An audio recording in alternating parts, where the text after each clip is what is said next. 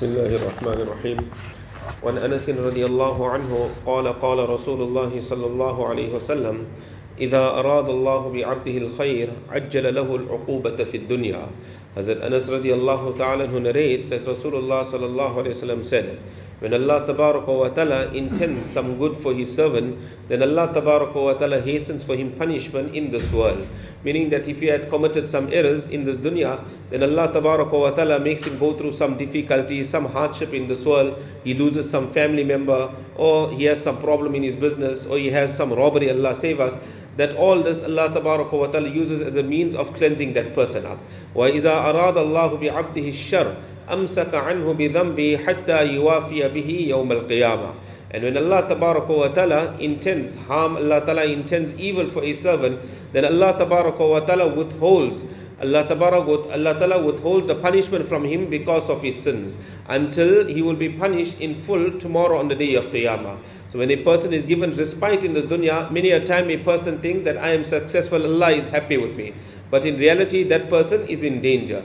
وقال النبي صلى الله عليه وسلم, Rasulullah sallallahu alayhi wasallam mentioned, إن عظم الجزاء مع عظم البلاء, that the greatest reward that a person attains is with the greatest of difficulties and trials. The greater the trial, the greater the problem a person experiences in his life, the greater is his reward from the side of Allah Ta'ala.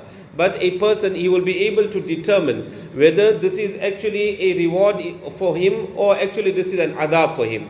When a person, he goes through some difficulty, he goes through some hardship, and at that time he turns more to Allah Tabaraka wa Ta'ala. He starts making more tawbah, he starts making more dua, he starts reading all his namazes. This is an indication Allah is pulling a person to him. And a person, when he goes through these difficulties in his life, and a person, he turns away, he doesn't want to go to masjid anymore, he doesn't want to read Quran Sharif anymore, doesn't want to make dua, he's angry, na'udhu billah, with Allah tabaraka wa ta'ala, this is the indication that this is azab from the side of Allah ta'ala.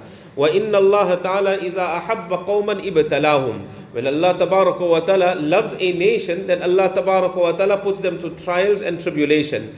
فَمَنْ رَضِيَ فَلَهُ الرِّضَى. Whoever is pleased that this is a decision of Allah tabaraka wa ta'ala, then for him is the happiness of Allah tabaraka wa ta'ala. Allah ta'ala is also happy that look, my banda is happy in the position, in the condition that I have kept him in. وَمَنْ سَخِطَ فَلَهُ السُّخْطِ. And that person that is displeased, then for him is the wrath of Allah tabaraka wa ta'ala, the displeasure of Allah tabaraka wa ta'ala. So whatever condition Allah ta'ala keeps a person in, he must always be happy that this is from my Allah and I'm happy with the decision of Allah tabaraka wa ta'ala. Yes, he will experience a little bit of difficulty, a little bit of hardship, but very soon Allah ta'ala will take him out of that problem. وَعَنْ أَنَسٍ رَضِيَ اللَّهُ تَعَالَى عَنْهُ قَالَ, Hazrat Anas radiallahu ta'ala anhu narrates, كَانَ ابْنٌ لِأَبِي طَلْحَةَ رَضِيَ اللَّهُ تَعَالَى عَنْهُ يَشْتَكِي. That Abu Talha radiallahu ta'ala anhu had a son that was ill. فَخَرَجَ Abu Talha. Abu Talha radiallahu ta'ala anhu left home one morning.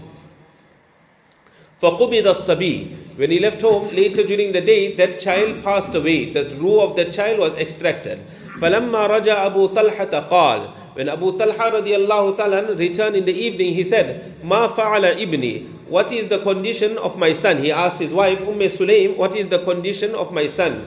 قالت Sulaym وَهِيَ الصَّبِي. Sulaym, she was the mother of this child. So she responded and she said, initially Sulaym radiallahu ta'ala anha, she was married to Malik bin Nadar. Malik bin Nadar didn't accept Islam. So when he didn't accept Islam, Sulaym, she fled and she ran away to Syria. She had become a Muslim, and later on she got married to Abu Talha radiallahu ta'ala. Sulaym, it is mentioned, she used to go on to the battlefield, and when Sahaba would be wounded on the battlefield, she would treat those Sahaba. So she enjoyed a very, very high position amongst the Sahaba by Rasulullah sallallahu alaihi wasallam as well. So she responded and she said, Huwa askanu makan. He is in a place of more sukoon, more tranquility than what he was. فَقَرَّبَتْ إِلَيْهِ الْعَشَاءَ فَتَعَشَّى. So what she did, she presented to Abu Talha radiallahu ta'ala supper, and Abu Talha radiallahu ta'ala ate his supper. ثُمَّ أَصَابَ مِنْهَا. Then Abu Talha radiallahu ta'ala engaged in relationship with Sulaym. فَلَمَّا فَرَغَ قَالَ. When he had eaten and now he had completed having relationship with his wife, then she said, وَارُ الصَّبِيَّ. That enshroud the child. That the child had already passed away, but she never informed the husband that the child had passed away. Why? On that particular day, Abu Talha radiallahu ta'ala, he was fasting. He came home late in the evening. So first she let him eat to his full. Let him fulfill his desire. When everything was done, look at the intelligence of this woman. Now she says that shroud this child. فَلَمَّا أَصْبَحَ أَبُو طَلْحَةَ أَتَى رَسُولَ اللَّهِ صَلَّى اللَّهُ عَلَيْهِ وسلم فَأَخْبَرَهُ. When Abu Talha radiallahu ta'ala got up in the morning, he came to Rasulullah sallallahu alayhi wasallam and he informed Rasulullah sallallahu alayhi wasallam that this is what has happened, my child has passed away, and this is how when I came home, this is how my wife reacted, and she provided food for me also, we had relations also, etc. So Nabi alayhi salam asked him the question, أَعَرَّسْتُمُ اللَّيْلَ, last night did you have relations? قال نعم, he said yes ya Rasulullah. قال اللهم بارك لهما, Nabi alayhi salam made dua, may Allah ta'ala give barakat to the two of you. فَوَلَدَتْ غُلَامًا, thereafter Allah tabaraka wa ta'ala blessed her with a child. فقال لي أبو طلحة, Abu Talha radiallahu ta'ala told me, Sulaim is saying, Abu Talha told me, احمله حتى تأتي به النبي صلى الله عليه وسلم, take this child, this newly born child, and go to Rasulullah sallallahu alaihi wasallam.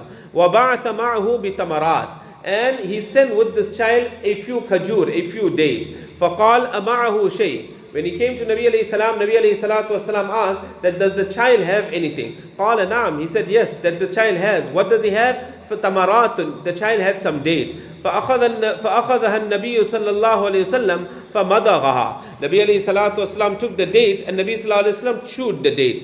ثُمَّ أَخَذَهَا مِنْ فِيهِ فَجَعَلَهَا فِي فِي السَّبِي, then Nabi alayhi salatu wasalam took it from his mouth and he put the date into the mouth of this child. ثُمَّ حَنَّكَهُ وَسَمَّاهُ عَبْدَ اللَّهِ, he made the tahniq and he named this child Abdullah. So this is a mustahab act, that when a child is born, then take some kajur, take some date, and let a pious person put this date into his mouth. And thereafter it is taken out of the mouth of the pious person, just one or two small pieces, and this is now put onto the palate of the child. So the child also licks on this. And the effect of this will come now into the child. The effect of that piety of that pious person will now come into the child. So this is a sunnah of Rasulullah sallallahu alaihi wasallam. There is a continuation to this from the riwayat of Bukhari Sharif. We'll continue from here tomorrow, inshallah.